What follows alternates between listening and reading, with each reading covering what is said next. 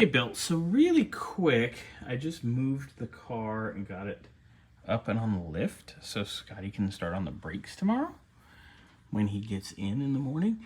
And you just probably saw the video of the car running from doing the carb adjustment, getting that all dialed in.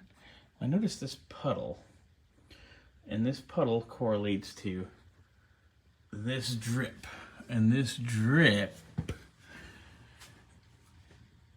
correlates to this transcooler line. Oh,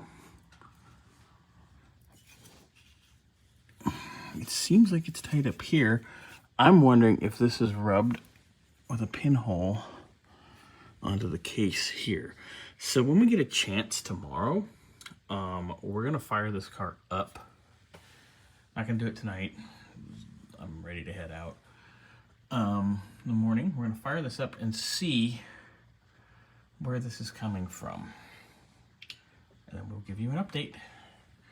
I'm pretty sure it's this here transcooler line, because it's kissing here. Ooh, you can see that rub. Let me try to get it to focus. You can see that it's been rubbing the center link there.